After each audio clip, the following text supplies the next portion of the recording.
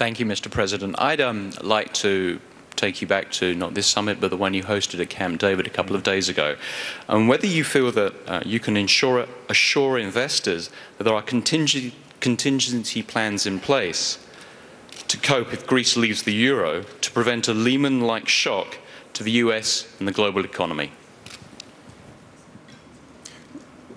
We had an extensive discussion of the situation in the Eurozone, and obviously everybody is keenly interested in getting that issue resolved.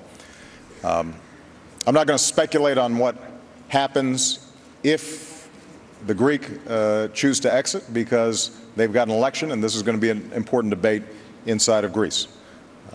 Everybody who was involved in the G8 summit indicated their desire to see Greece stay in the Eurozone in a way that's consistent with the commitments that have already been made. And I think it's important for Greece, which is a democracy, to work through what their options are at a time of great difficulty. I think we all understand, though, what's at stake. What happens in Greece has an impact here in the United States. Businesses are more hesitant to invest if they see a lot of uncertainty looming across the Atlantic because they're not sure whether that's going to mean a further global slowdown, and we're already seeing very slow growth rates and, in fact, contraction in a lot of countries in Europe. So we had an extensive discussion about how do we strengthen the European project generally in a way that does not harm world economic growth, but instead moves it forward. And I've been clear, I think, in not just this week, but over the last 2 years about what I think needs to be done. We've got to put in place firewalls that ensure that countries outside of Greece that are doing the right thing aren't harmed just because markets are skittish and nervous. We've got to make sure that banks are recapitalized in Europe so that investors have confidence.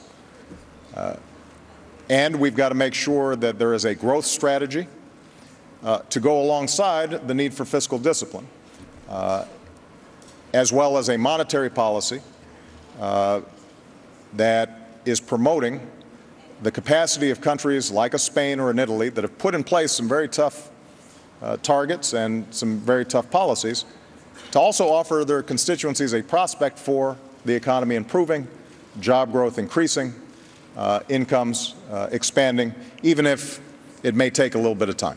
And the good news was you saw a consensus across the board, from newly elected President Hollande to Chancellor Merkel to other members of the European community, that balanced approach is what's needed right now. They're going to be meeting this week to try to advance those discussions further. We've offered to be there for consultation, to provide any technical assistance and work through some of these ideas in terms of how we can stabilize the markets there. Ultimately, what I think is most important is that Europe recognizes this euro project involves more than just a currency. It means that there's got to be some more effective coordination on the fiscal and the monetary side and on the growth agenda. And I think that there was strong intent there to move in that direction. Of course, they've got 17 countries that have to agree to every step they take. So, I think about my one Congress. Then I start thinking about 17 Congresses, and I start getting a little bit of a headache. It's going to be challenging for them. The last point I'll make is I do sense greater urgency now than perhaps existed 2 years ago or 2.5 years ago. And keep in mind, just for folks here in the States, when we look backwards at our response in 2008 and 2009, there was some criticism because we had to make a bunch of tough political decisions. In fact, there's still criticism about some of the decisions we made. But one of the things we were able to do was to act forcefully to solve a lot of these problems early. which is why credit markets that were locked up started loosening up again. That's why businesses started investing again.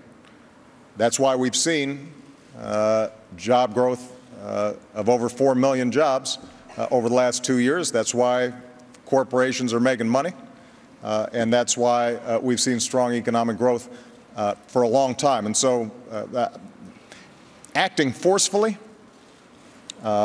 rather than in small bite-sized pieces and increments, I think ends up being a better approach, even though obviously we're still going through challenges ourselves. I mean, some of these issues are ones that built up over decades.